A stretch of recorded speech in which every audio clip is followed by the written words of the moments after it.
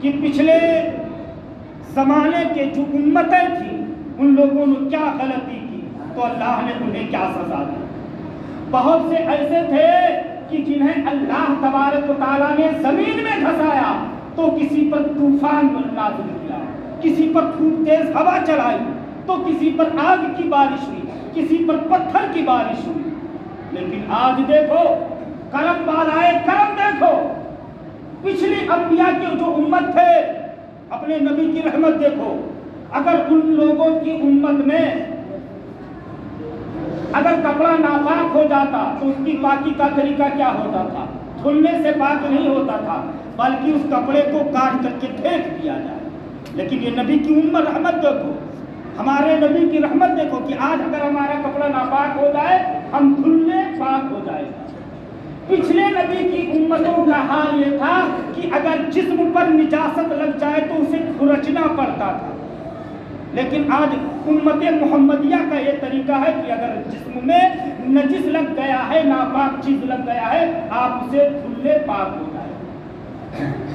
پچھلے زمانے کی امتوں کا حال یہ تھا کہ اگر وہ کوئی گناہ کبیرہ کرتے تھے, گناہ کبیرہ جیسے نماز چھوڑنا, روزہ نہ رکھنا, زکات نہ دینا, شراب پینا, زنا کرنا, چوری کرنا, اگر یہ وہ لوگ یہ کام کرتے تھے, گناہ کبیرہ کرتے تھے تو ان کے لیے سزا کیا ہوتی تھی جانتے ہیں؟ ان کی سزا یہ تھی کہ ان کی گردن مار دی جائے, قتل کر دیا جائے. اللہ. لیکن آج امت محمدیہ کے لیے کیا ہے؟ امت محمدیہ کے لیے بس ندامت کے 2 قطرے آنسو, اپنے گناہوں کو یاد کر کے رب کی بارگاہ میں روئیے, رونا شروع کر دیجیے اور 2 قطرے آنسو کے گرے آپ کی توبہ قبول ہو. اور یہ بھی دیکھیں سب سے بڑا المیہ یہ ہوتا تھا کہ پچھلے نبیوں کی جو امتیں گزری ہیں وہ اپنا گناہ چھپا بھی نہیں سکتے. کیا گناہ چھپا نہیں سکتے تھے. جیسے آج کوئی زنا کر کے آئے, چوری کر کے آئے اور صبح پوچھا جانے لگے بھائی تو نے چوری کیا ہے, وہ جھوٹ بولتا ہے, میں نے چوری نہیں کیا. لیکن پچھلے زمانے کی جو امتیں تھی وہ جھوٹ بھی نہیں بول سکتے تھے. کیوں؟ کیونکہ جو گناہ کرتا تھا غیبی سے اللہ تبارک و تعالیٰ ان کے دروازے پر لکھ دیتا تھا کہ اس نے یہ بڑا گناہ کیا. ذرا سوچو آج اگر ہم اللہ تعالیٰ ویسے ہی ہمیں ہمارے ساتھ کرتا کہ ہم کوئی گناہ کرتے, چوری کرتے, نماز نہ پڑھتے, زنا کرتے, شراب پیتے اور ہمارے دروازے پر لکھ جاتا کہ فلاں شخص نے یہ گناہ کیا ہے, تو آج ہمارا حال کیا؟ ذرا غور کرو, اپنے نبی کی رحمت پر فخر کرو کہ اللہ تبارک و تعالیٰ نے آپ کو ایسے رحمت والے نبی کی امت میں پیدا فرمایا کہ جو آپ کی گناہوں کو بھی چھپاتا. اور روزہ کیا تھا؟ وقت ہے تو بتائیں, اللہ بھی اور ایک بات بتائیے. ٹھیک ہے, درود پاک میں صلی اللہ علیہ وسلم. روزہ 24 گھنٹے کا روزہ ہوتا تھا. آج 12 گھنٹہ کا روزہ رکھنے میں ہماری برائے نکلتی ہے, تکلیف ہوتی ہے. پچھلے نبی کی امت 12 گھنٹہ 13 گھنٹہ نہیں 24 گھنٹے کا روزہ رکھتے تھے. کیسے؟ صبح شام ہوئی, افطار کیا, جب تک آپ کی آنکھ نہیں لگی تب تک آپ کھا پی سکتے. یہ پچھلے امتوں کا حال. جب تک آپ جاگ رہے ہیں مغرب کے بعد کھائیے پیئے, اور جہاں سو گئے اور سو کر کے اٹھے چاہے 10 منٹ سوئے آپ کا روزہ شروع. سحری ہوری کچھ نہیں. یہ پچھلی امتوں کا حال ہے. روزہ شروع. لیکن کس امت میں دیکھیں اسی طرح سے حضور صلی اللہ تعالیٰ علیہ وسلم بھی روزہ رکھتے ہیں. لیکن ایک صحابی رسول حضرت قیس بن جریر رضی اللہ تعالیٰ, یہ غریب تھے, دن بھر مزدوری کیا, شام کو گھر پہنچے, روزہ دار تھے, روزہ تھے, مزدوری کر کے پہنچے اور شام کو گھر پہنچے. افطار میں صرف پانی پیا, بیوی سے کہا کہ کھانا پکاؤ.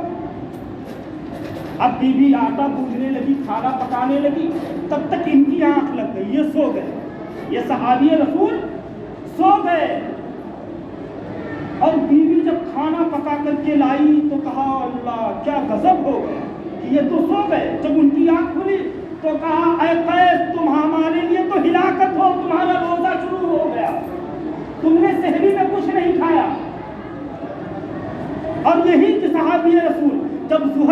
नमाज पढ़ने के लिए मस्जिद नबवी में गए तो चक्कर खा करके गिर पड़े।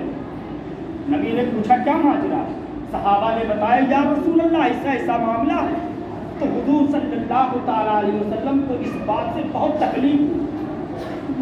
जब आपको तकलीफ हुई तो फौरन रहमत इलाही जोश में आई। मेरा रब फरमाता है कि मेरे महबूब के दिल को तकलीफ हो ये मुझे गवारा नहीं है।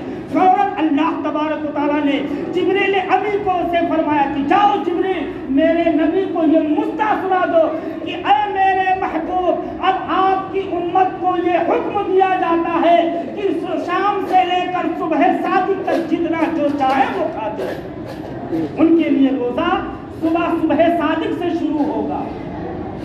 अल्लाह बस ये मेरे नबी की रहमत और करम है, रब का करम है, नबी की रहमत है कि हमें और आपको सहरी मिला है, वरना पिछली उम्मतों को तो सहरी भी नहीं मिला है।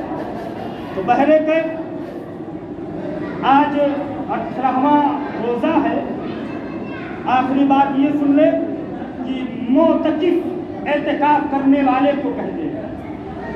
क्या हुआ बंद किया जाए? बहुत ज़रूरी बात करना चाहता था, अभी 3 मिनट बाकी है। सुन ले, हल्ला ना करें बच्चे। एहतिकाफ मस्जिद में 20 रमज़ान से लेकर के 30 रमज़ान तक एहतिकाफ के लिए अल्लाह के लिए मस्जिद में बैठना ये एहतिकाफ कहलाता है। और एहतिकाफ का हुक्म क्यों है? ताकि तुम मुत्तकी बन जाओ, परहेज़गार बन जाओ। अब आम तौर पर हमारे यहाँ सुन्नते अलल किफ़ाया है कि एक शख्स भी मस्जिद में बैठ गया तो सब गुनाह से बरी हो गए, लेकिन अगर कोई नहीं बैठता है तो सबके सब गुनहगार होंगे। अब हमारे देहातों में ये जो है राइज हो गया है कि एक ही शख्स बैठे। देखें भाई, एहतिकाफ की 3 किस्में हैं। एक है वाजिब, दूसरा सुन्नते मुअक्कदा और तीसरा है मुस्तहब। कोई ज़रूरी नहीं है कि एक ही आदमी एहतिकाफ के लिए बैठे। जितने बैठना चाहते हैं, जिसके दिल में ख्वाहिश है कि मैं मुत्तकी बन जाऊं, परहेजगार करूं, अल्लाह की ज़्यादा से ज़्यादा इबादत करूं, उसे चाहिए कि वो एहतिकाफ में बैठ जाए। एहतिकाफ में बैठ जाए, अल्लाह की इबादत करे, सारा दिन कुरान की तिलावत करे। अच्छा ये हुआ। और दूसरा वाजिब है जो वो नियत का, मिन्नत का, कि आप परेशान हैं, किसी भी तरीके से परेशानी है आपको और आप मिन्नत मान लीजिए कि ऐ अल्लाह मेरा फला बिगड़ा हुआ काम बन जाए तो मैं मस्जिद में 2 दिन जितना आपकी औकात हो सके। ये दूसरा तरीका बता रहा हूँ। 2 दिन, 3 दिन, 5 दिन, 7 दिन जितना हो सके उतने दिन का आप एहतिकाफ कर सकते हैं। ये मिन्नत है। मिन्नत मान लीजिए कि अल्लाह मेरा फला काम, बिगड़ा हुआ काम बन जाए तो मैं इतने दिन का मिन्नत करूँ, जो है एहतिकाफ करूँगा। तो ये है। और तीसरा है मुस्तहब, वो तो कभी भी किया जा सकता है।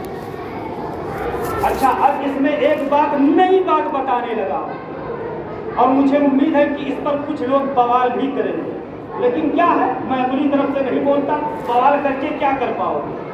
जैसे पिछली मर्तबा में हदीस बयान किया था,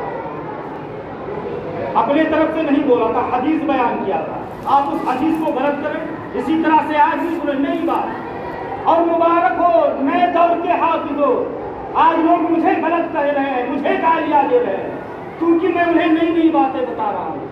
आने वाले दौर में जब मेरा वक्त खत्म होगा, मैं इस दुनिया से चला जाऊंगा, तुम्हारी जब बारी आएगी, तुम उन मसलों को बताओगे तो तुम्हें कोई बुरा नहीं कहेगा, बल्कि ये कहा जाएगा कि हाँ फला आलिम ने, फला हाफिज ने ये बात बताई कि लिहाजा आज ये दोबारा बता रहे हैं। ये कोई पुरानी बात नहीं है, ये कोई नई बात नहीं है, बल्कि बहुत पुरानी है। नई बात सुने, हो सकता है कुछ लोगों ने सुना हो। वो बात ये है कि सिर्फ मर्द ही नहीं बल्कि औरत भी एहतिकाफ कर सकती है। हाँ, औरत भी एहतिकाफ में बैठ सकती है, लेकिन उसके लिए हुक्म अलग है। उसके लिए मस्जिद में नहीं है, वो अपने घर में जिस कमरे में नमाज पढ़ती है उस कमरे में एहतिकाफ के लिए बैठ सकती है। इबादत है, एहतिकाफ करना क्या है, इबादत है। اب عبادت کرنا صرف مردوں کا حق نہیں ہے، عورتوں کا بھی حق ہے۔ عورت چاہے تو اپنے گھر میں بیٹھ کر کے اعتکاف کر سکتی ہے۔ اس کے لیے کچھ ضروری مسائل ہیں، اگر آپ میں سے کسی کی عورت چاہتی ہے تو آ کر کے وہ مسئلہ سیکھ لے، کیا کیا اس پر جو ہے پابندی عائد ہوتی ہے، اس کے کچھ مسائل ہیں ان کے سیکھ لیں۔ بہرکیف آپ